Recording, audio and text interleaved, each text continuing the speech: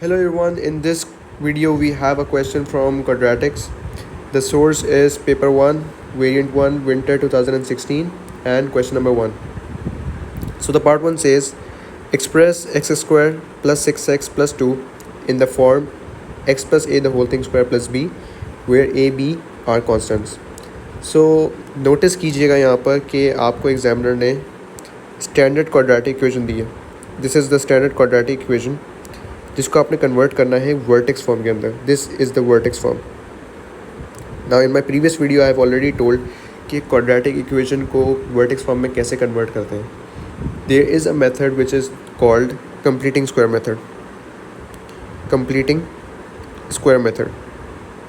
Now the completing square method helps you convert quadratic equation into vertex form. How come? Let's see. In the very first step आप क्या करेंगे, सिर्फ अपनी equation को directly copy कर लेंगे. X square plus 6x plus 2 और उसको आप चेक करेंगे, कंपेयर करेंगे अपनी स्टैंडर्ड क्वाड्रेटिक इक्वेशन के साथ which is a x square plus b x plus c. Step number 1 हमेशा याद रखिएगा. Step number 1 is going to be कि आपका जो कोफिशिएंट ऑफ एक्स स्क्वायर है, coefficient of x square, I am repeating my self, coefficient of x square which is a, it should always be 1. It should always be 1. In this case question के अंदर आपके पास already x square 1 है. When there is nothing there is 1. ठीक है. And you have to identify the b. B होता है हमेशा आपका कोफिशिएंट ऑफ एक्स. तो बी आपका कोफिशिएंट ऑफ एक्स, उसको आपने क्या करना है, बी को always divide by 2. So in this case you have 6. जब मैं 6 को डिवाइडेड बाई 2 करूँगा I am to get 3. I am going to get 3. तो अब नेक्स्ट स्टेप के अंदर हम क्या करेंगे, नेक्स्ट स्टेप के अंदर हम करेंगे कुछ यूँ कि we are going to write x square plus 6x. अब इस 3 को मैं एक बार प्लस का स्क्वायर लेके लिखूँगा, प्लस का स्क्वायर लेके, और एक बार नेगेटिव का स्क्वायर लेके लिखूँगा, और बकिया के जो रिमेनिंग कॉन्स्टेंट्स हैं वो एज इट इज़ लिख दूँगा. मैं क्या लिख दूँगा, as it is. So this is something which looks familiar to what we have done in the previous video. ठीक है. Now you have to identify the identities that are involved in this equation that you have created right now. आप लोगों ने O levels के अंदर 3 identities पढ़ी होंगी which are basically x minus b the whole thing square, then we have x plus b the whole thing square, and then we have x square minus b square. ये 3 identities आपने पढ़ी होंगी. Completing square method के अंदर mainly ये 2 identities involve होती हैं. Mainly ये 2 आइडेंटिटीज़ इन्वॉल्व होती हैं. सो अगर मैं फ़िलहाल इस वाली आइडेंटिटी की बात करूँ, इसको एक्सपेंड करूँ, तो it turns out to be x square plus 2xb plus b square. ठीक है. वेरिएबल्स आपने कोई और पढ़े हो, that's not an issue, but expansion ऐसी होती है. सो नोटिस दैट आपके पास यहाँ पर एक्सपेंजन हुई हुई है एक आइडेंटिटी की यहाँ पर. और आइडेंटिटी क्या है यहाँ पर, आइडेंटिटी हमने यहाँ पर आइडेंटिफाई की कि आइडेंटिटी जो है वो हमारी है x plus 3 the whole thing square. इसकी एक्सपेंजन हुई हुई है यहाँ पे, तो हमने उसके एक्सपेंडेड वर्जन को सिंप्लीफाइड वर्जन में लिख दिया. ठीक है. और रिमेनिंग कॉन्स्टेंट्स को हम क्या कर देंगे, सिंप्लीफाई कर देंगे, विच इज़ -9 प्लस 2 और x plus 3 the whole thing square minus का 7. This is my final answer. This is my final answer. अब फाइनल आंसर तो पहुँच गए हम, लेकिन हमारा क्वेश्चन यहाँ एंड नहीं होता. समटाइम्स एग्जामिनर आपसे मांगता है values of a and b, values of a and b, तो हम साथ साथ लिख देते हैं values of a and b. What I am going to do is, मैं यहाँ पे अपनी जो वर्टेक्स फॉर्म इक्वेशन है, वर्टेक्स फॉर्म जो एग्जामिनर ने मुझे लिख के दी है, मैं यहाँ पे कॉपी कर लूँगा और मैं इसको कंपेयर कर लूँगा. कंपेरिजन इस तरह से करूँगा मैं कि मैं देख लूँगा मेरा ए क्या है, बी क्या है. तो I am going to write my a is equal to 3 and my b is equal to -7. ये एक एडिशनल स्टेप होता है जो आप लिख दें, अगर आप लिख दें तो एग्जामिनर को क्लैरिटी हो जाती है कि बच्चे को पता है कि वेरिएबल्स कंपेयर करने होते हैं. तो that's not a big issue अगर आप ना भी लिखें, but if sometimes examiner ask के state the values of a and b, तो फिर आपको ये स्टेप लाजमी करना होगा, आपको लाजमी करना होगा. ठीक है.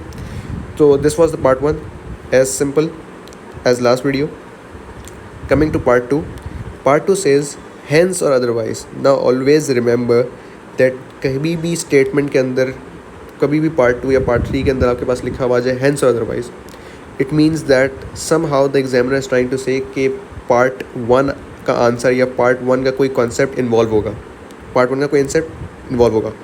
It says hence हो भी सकता है, अदरवाइज इफ़ नॉट तो आप क्या करें, set of values of x for which x square plus 6x plus 2 is greater than 9।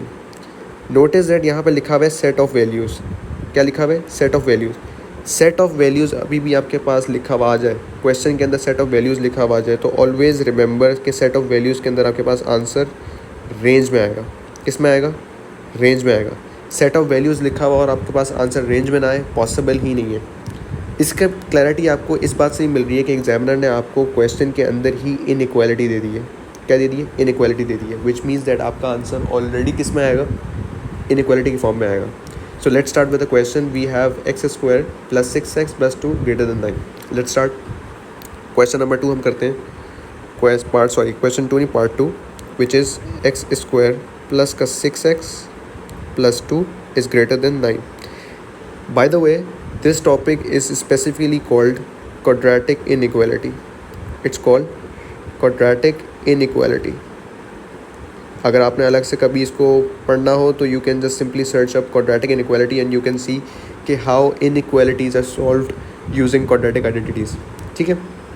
अच्छा, so the first step is going to be very simple.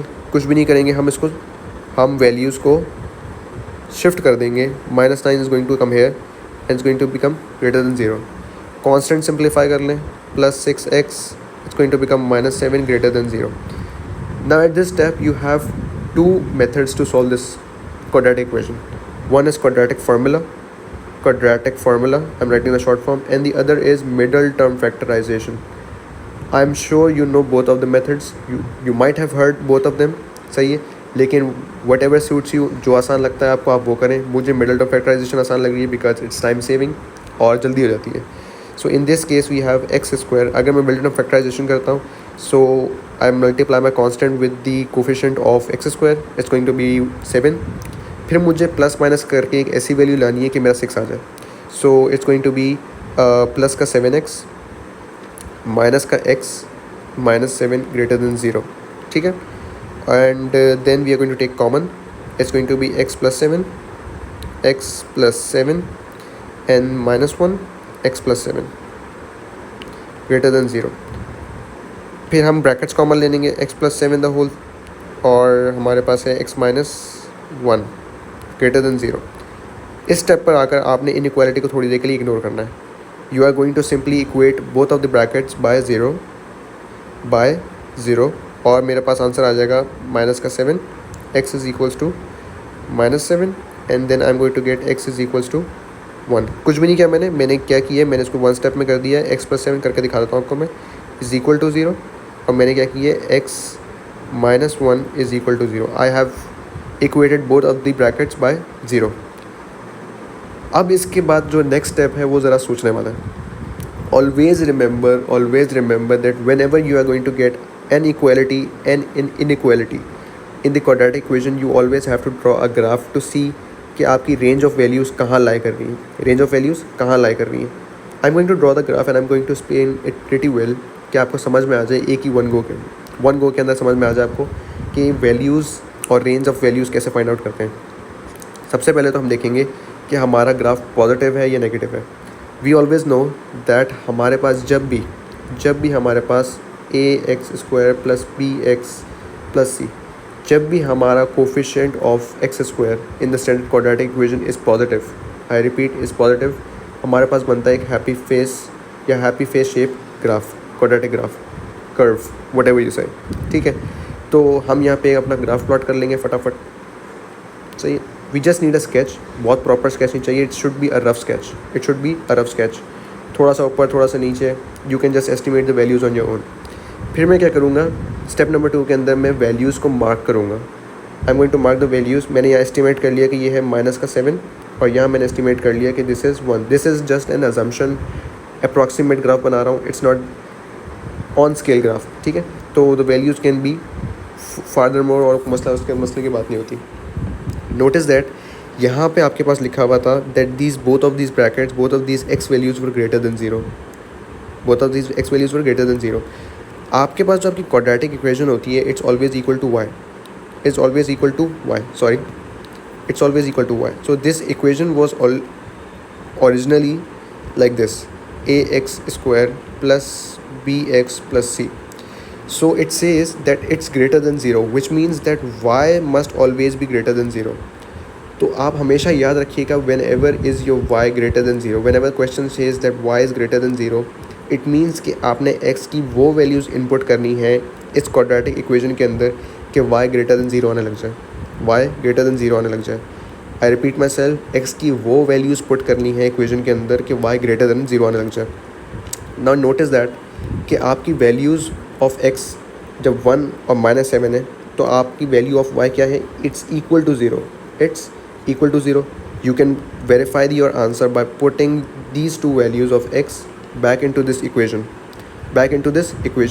You'll see that your y is going to end up 0. हमें चाहिए greater than 0. तो is it that possible कि मैं अगर x की values 1 से increase कर दूँ, which means x is equals to 2, 3, 4 and up to positive infinity, I'm going to get y greater than 0. You can see it clearly from the graph over here as well कि जब मैं x से आगे जा रहा हूँ मेरा y increase हो रहा है, y इंक्रीज़ हो रहा है, पॉजिटिव इंक्रीज़ हो रहा है. क्या हो रहा है, पॉजिटिव इंक्रीज़ हो रहा है. This is the positive y axis. ठीक है. इसी तरह coming to the other side we have -7. -7 पे you can see that I am getting y is equals to 0. अगर मैं लेस देन -7 जाऊँ, which means -8, -9, -10 and up to -infinity, you see that my graph is increasing in positive. My graph is increasing in positive, which means it's always getting greater than 0. तो हमारी inequality क्या बनेगी? You can clearly see that हमारी inequality बनेगी y लिख रहा हूँ मैं, x is greater than 1 and x is less than -7.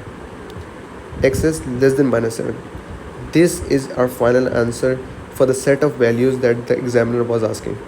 Examiner was asking for the set of values. Set of values का मतलब होता है there are range of values, there are more than one answers for this equation, and there are definitely more answers. There are infinite answers for this equation because this series goes up to positive infinity and this series goes back to negative infinity. So you see that you have infinite numbers in this range. So हमने बीच वाली range बतानी है, the center of range, जिसके अंदर हमें पता चले, examiner हमें बता सकें कि ये हमें ये रेंज रिक्वायर्ड थी. This was the portion that was required, जो हमने हाईलाइट करके दिखा दिया. This was the portion that was required. ठीक है.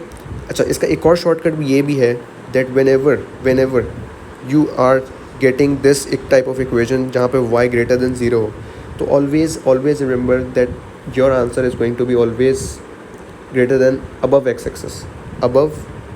एक्सेस. जो भी आपके पास अबव एक्स एक्सेस का एरिया हो उसको हाईलाइट कर दें, the way I have done it, और उसको हाईलाइट करने के बाद देखें कि आपके पास कहाँ से जाके वो स्टार्ट हो रही है और फिर उसकी रेंज लिख दें. That is all.